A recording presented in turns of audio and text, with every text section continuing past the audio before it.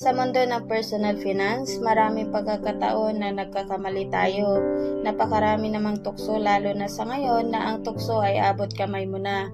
Talunin ka ng iyong emosyon, pangangailangan at minsan pa nga pati mindset mo nalilito na din. At sa video na ito ay ibabahagi ko sa inyo ang 9 na financial mistake ng mga Pinoy na huwag mong gagawin kung ayaw mong maiwan sa baba. At isa sa mga pagkakamali ng mga Pinoy ay hindi sila nakasubscribe sa ating channel. Kaya subscribe with notification on para lagi kang updated sa mga bago nating uploads. Now, ready ka na bang malaman yung 9 na pagkakamali nating mga Pilipino pagdating sa finances? Kung oo ang sagot mo, then let's go! Una, walang savings o emergency fund. Ang pag-iipon o pagtatabi para sa panahon ng emergency ay mahalagang bahagi ng personal finance. In fact, kapag wala kang ipon o emergency fund, hindi mo pwedeng sabihin na financially literate ka. Lahat kasi ng pinaghihirapan mo kung sakaling magkaroon ng emergency ay siguradong masasaid lamang. Isa sa mga kasabihan nating mga Pilipino na kapag nag-iipon ka, may pinaghahandaan ka daw na hindi maganda. Emergency o inasahan mo na may mangyaring masama. Pero hindi ba mas nakakatakot na may mangyaring hindi maganda ay hindi ka handa at aasa ka lamang sa tulong mula sa kaibigan at kapamilya. Minsan pa umaabot ka sa social media. Huwag mong hayaan ang kamaliang ito ay mabuhay sa iyong desisyon sa buhay. Matutong mapaghandaan ang mga bagay na hindi tiyak. Pangalawa, baon sa utang at walang plano magbayad. Napansin mo rin ba sa mga katrabaho o kakilala mo na first result lagi nila? Sa tuwing may pagkakagastusan ay ang pangungutang? Bagaman may pagkakataon na maaari mong gamitin ang utang para sa isang negosyo. Pero wag ito ang takbuhan sa panahon ng kagipitan. Pagkadami kasi ng utang, paghihirapan din ang pagbabayad ng mga ito. Kaya nga minsan may iba pang tumatakas na lamang sa utang. Ang pagkakaroon ng maraming utang na hindi kayang bayaran ay maaaring magdulot ng stress at maging hadlang sa pag-unlad ng iyong kabuhayan. Kung marami kang utang, sa ngayon kausapin mo ang mga pinagkakautangan mo at pagsikaping bayaran kahit paunti-unti. Pangatlo, hindi nagbabudget. Ang kawalan ng maayos na budget ay isa sa pangkaraniwang pagkakamali sa personal finance. Hindi kasi naituro sa school dahil maging ang ating mga guro ay salat din sa kaalamang ito. Maglaan ng oras para isulat ng malinaw at detalyadong budget para makita mo ang tunay na itsura ng cash flow mo, iyong papasok at palabas na pera. Napansin nyo ba na kapag mamalingki, bagaman naglalaan tayo ng budget na ito lamang ang gagastusin mo, madalas napapasobra, hindi kasi detalyado. May iba pang mga factors na hindi nailista tulad ng pamasahe, tubig, sakaling mauhaw, mga eco bags at minsan yung biglaang pagtaas ng presyo mula sa expectation mo. Ugaliing mag-budget at siguraduhin susundin ito. Pang-apat, walang life at health insurance. Mahal mo ba ang pamilya mo? Gustuhin mo bang mahirapan sila kapag ikaw ay magkasakit o mamatay? Ang life at health insurance ang isa sa kinatatakutan nating mga Pinoy. Iwan ko ba ba't pakiramdam ko, pag may life insurance ka, pinupurso mo na ang kamatayan mo. Kaya nga ang daming Pinoy na ayaw nito dahil sa paniniwalang ito. Nung panahon ng pandemic, ang daming nawala at karamihan daing sa pamilya ay paano na sila. Kung sana'y napaghandaan ang mga ganitong sitwasyon, then sana'y kahit anong mangyari sa'yo, maginhawa pa rin ang buhay ng pamilya mo. Alam mo ba ang halagang 50 pesos kada araw ay maaari mo nang i-secure ang future ng pamilya mo? Huwag mong hayaan ang financial mistake ng mga nauna sa atin ay financial mistake mo din. Matuto mula sa pagkakamali nila. 5. Hindi nililiberate ang utang. Kapag may utang ay mahalaga maging responsible sa pagbabayad nito. Iwasan ang pagkakaroon ng utang na ginagastos lamang sa walang kwentang bagay. Yung mga bagay na hindi nag-generate ng income.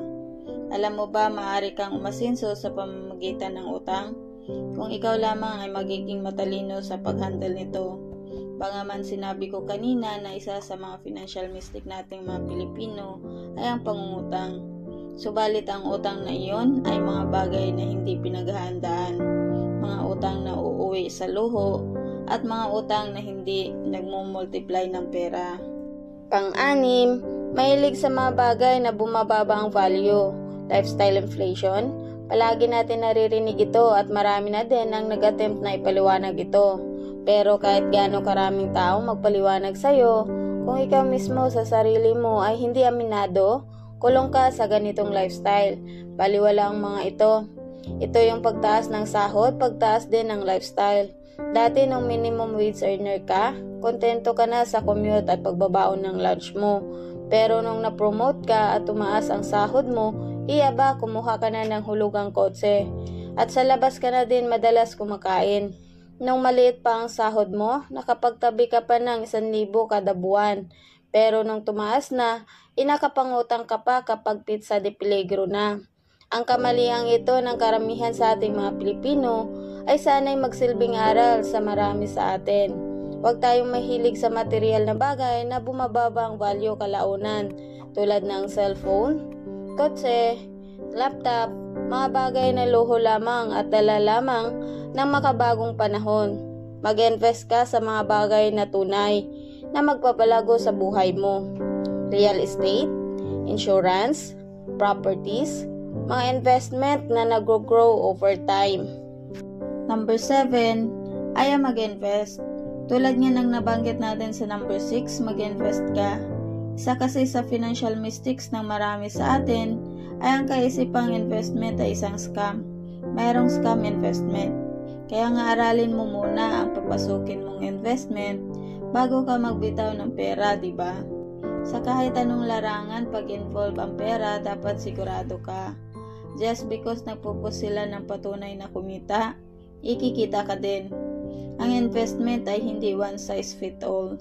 Iba-iba kasi ang risk appetite natin. Ito yung pera kaya mong mawala sa'yo. Iba-iba ang level natin pagdating dyan.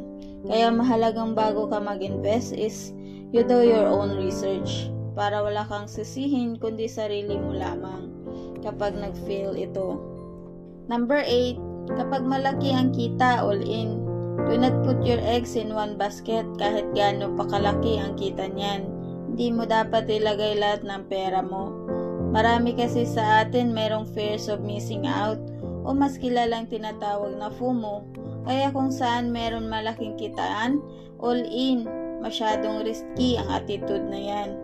Ang isang basket na puno ng itlog kapag bumaliktad, most likely lahat ng itlog ay mababasag.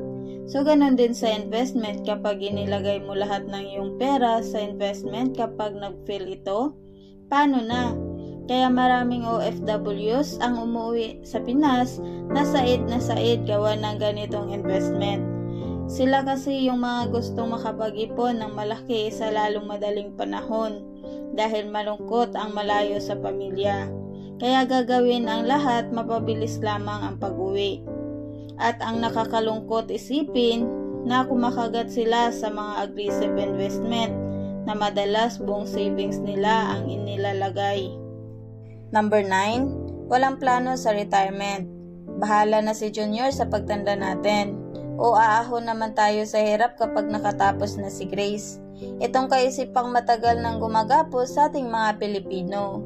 Planuhin natin ang ating retirement, huwag natin ibigay ang responsibility na ito sa ating anak o mga apo. Ayaw mo bang mag-retire sa edad na 40 or 50 years old? Hanggang sa retirement mo na age 60, ay gugustuhin mo pa rin bang maghihikahos? Hayaan natin magdesisyon ng ating mga anak kung tutulong sila kapag sila ay magtrabaho na. Huwag natin itong pursahin just because yun ang sinasabi sa atin ng komunidad. Paghandaan natin ang ating retirement tulad ng pag-i-invest sa life and health insurance o pagbabayad ng kontribusyon sa SSS at pag-ibig. Ang pag-iwas sa nabanggit na pagkakamali ay magbibigay daan sa iyo na makontrol ang financial na kalagayan. At mas maraming opportunity ang darating kung sakaling maiwasan mo ang siyam na ito. Mahalagang maging responsible at magplano ng maayos upang siguraduhin ang iyong pinaghirapan ay mapupunta sa maayos na investment na magdadala sa iyo sa tagumpay sa iyong hinaharap. At dahil nakarating ka sa part na to, maraming salamat sa iyong oras. And please subscribe for more videos para lagi kang updated at sana'y na-inspire kita.